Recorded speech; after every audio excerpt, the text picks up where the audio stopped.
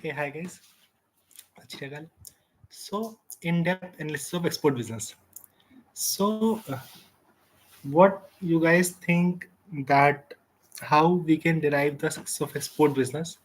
The tone of this particular podcast is going to be conversational.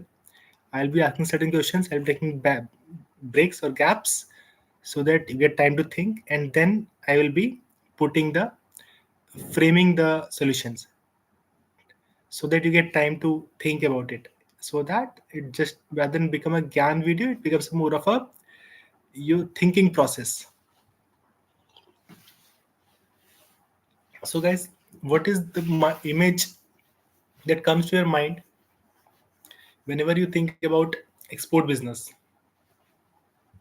or why not you think one should do export business?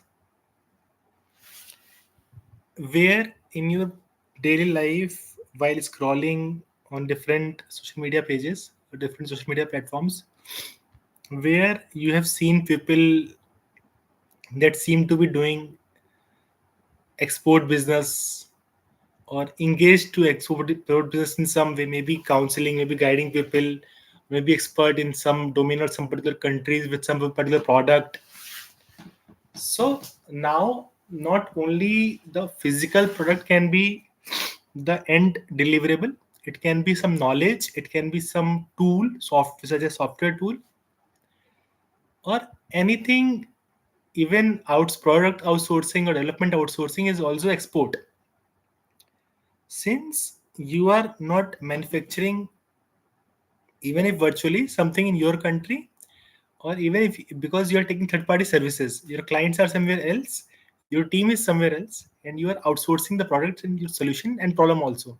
You're finding the problem of a remote client and you are getting it developed by the remote outsourced teams. So whatever we are seeing, this complete network in this. So what is your take about export business? How you think people are engaging with this business, and how you are looking at this particular business? Because there are many ways to look at a certain thing. Some people may think that export business is profitable or not. So why you should do it or why you should not do it, you have to have your own reason to find the profitability in the long run. Because now you are dealing with someone who is not physically present in front of you. You may have to kind of make partnerships or maybe make trips to that particular country, such as if you are shipping the items from one particular country, for example, maybe some European country or some other country, maybe I should not name it, but China. So, or even if the manufacturer is in your country only, you are using some online directories to find the supplier of the product, and then maybe you are using or selling this for in your country or some other countries. So what is your take on it, and why you think you are doing it particular business, what impact you can create, and how this business can help you?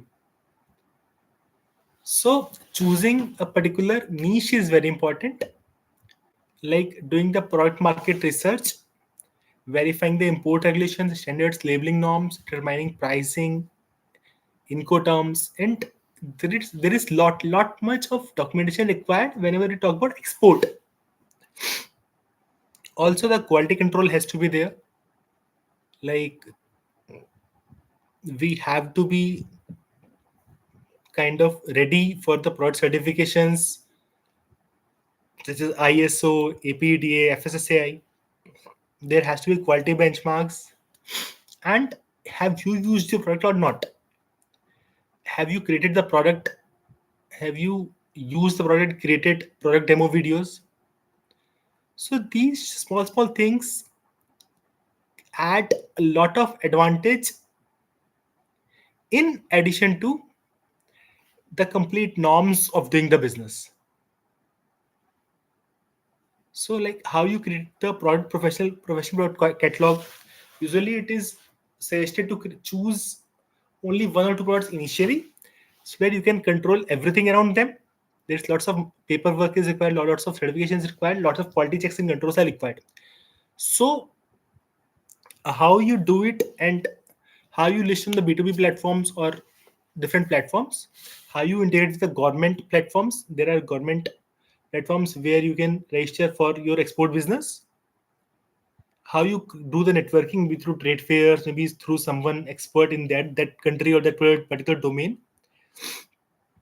And how you are like physically sending a product, if it's a physical product, if it is not a particular session, online session or something. Then how you're managing your logistics, who is your freight forwarder, who is your customs broker, whether it's shipping it or who is sending through the flight. There are many different ways. So easiest is drop shipping. Easiest is selling on e-commerce. Easiest is using kind of third party vendor like Amazon warehouses or something like that. So other than that, there are finance terms also, like exchange rates, export finance. Everything will come if you are doing tie up with certain background or certain platform. That particular platform will do the kind of paperwork, or they will guide you. And last but not the least, how you are managing your buyer database and follow-ups, because these are the things where you can do the personal touch. How you're using social media marketing, email marketing for visibility, how you're targeting or retargeting your customers, how you're collecting the feedbacks, improving the packaging and delivery. So ultimately, the complete life cycle, the product experiment life cycle, in how much time you are completing the product is completing the life cycle, or you're converting product into subscription, or you're sending the bulk items like B2B business, or how exactly you are looking at it. How how much time you need to analyze whether your business is successful or not, and how to improvise the customer feedbacks.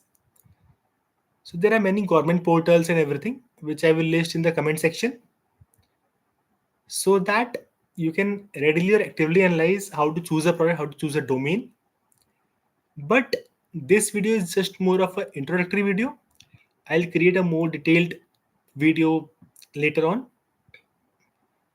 This video is just kind of to create the awareness or instigate you about this particular domain.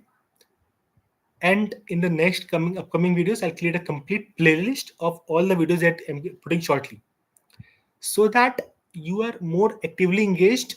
And I also have certain commitments to put forward to. I'm creating a video, and if I'm not creating a playlist or not doing a detailed content or detailed analysis, then it's a fault on my side, and I should be liable for that. So that I create more in-depth content and present, cater to my audience in a better way. I'm creating short form content so that I create my interest, or like also I through the likes, comments, and subscriptions or the video and channels, I can see whether the people are liking the content or not. Till then, see you guys. Also, I'll be more formal in the